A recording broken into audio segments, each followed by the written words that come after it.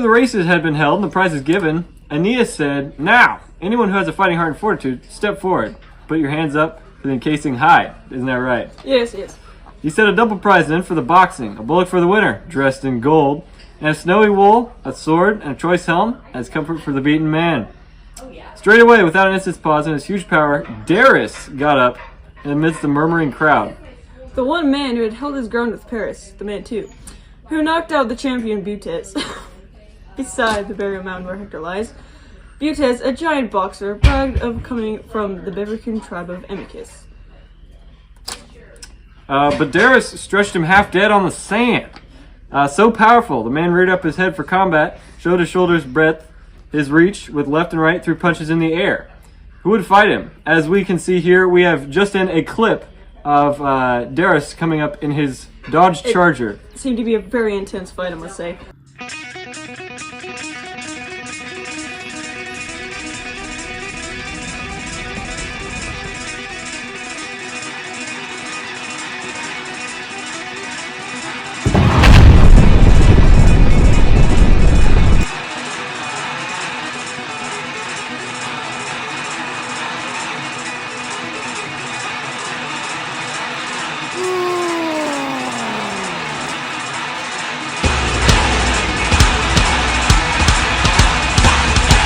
Who would fight him? Among all those men, not one dared put leather on his hands. Thinking that all had withdrawn, yielding the prize, he took a stance before Aeneas' feet and made no bones of grasping the bull's horn in his left hand, and he said, "Son of the goddess, if no one dares commit himself to boxing, how long must I stand here?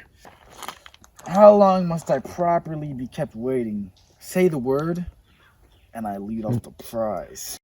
After he said this, he tossed into a ring a pair of gauntlets, monstrously heavy, which the fighter Eryx used to bind on his forearms and hands.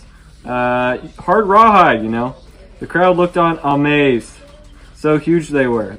"Let the man have what was promised, Acestus, though that had words for Entellus sitting beside him on a couch of turf.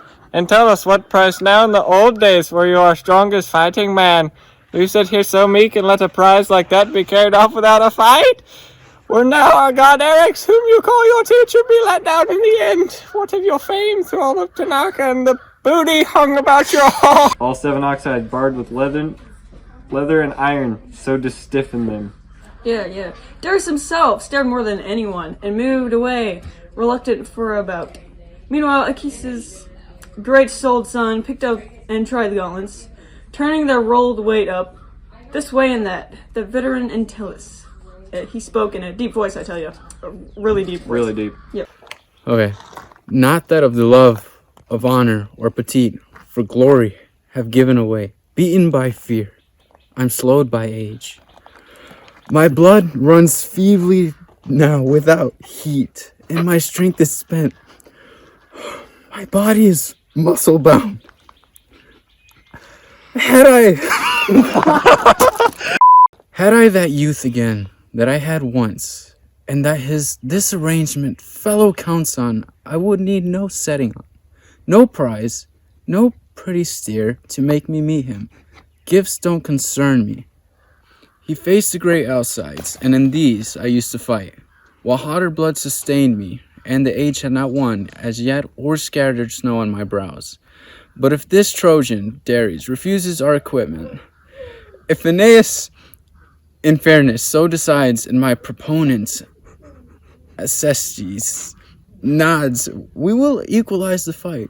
Here I give up the oxide gloves of Eryx. Breathe easier, pull off your Trojan gloves."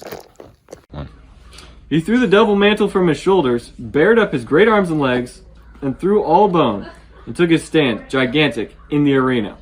Now with the paternal care of Aeneas' son, brought gauntlets of the same weight out to tie on both men's hands. They instantly, in each instance, moved on their toes and put his fists high in the air, holding his head well back out of the range of blows. They sparred with lefts and rights, each trying to sting the other into an unguarded fighting. One had the speed of footwork and elan of youth, the other giant mass and brawn. But he had his slow knees. Quivering and buckled, painful gasping shook him, huge as he was. Often they punched and missed. Often they hit. thudding on flanks and ribs, or making chest resound. Then flurrying punches pummeled ears and temples, and their jaws would crunch at every solid blow. Ouch. Entellus gravely stood in the same unshifting stance, watching, then surging up. Entellus poised his right and threw it.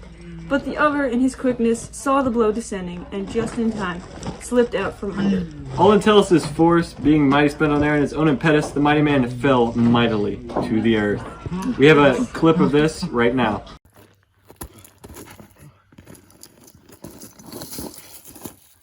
I have come to help you, old man. Get up and walk. As Ponder says, from the time to time, a hollow and uprooted pine will fall on Erythmus or the range of Ida. Tarusians and Sicilians in their rivalry rose together as a shout went up. And running out, Acestus was the first to help up the old man, his contemporary, up from the ground. You heard it here first, folks. Gotta this pick is 'em up. Zeke and Zoya's news Broadcast company thing. for the fight. Yeah. Mm-hmm.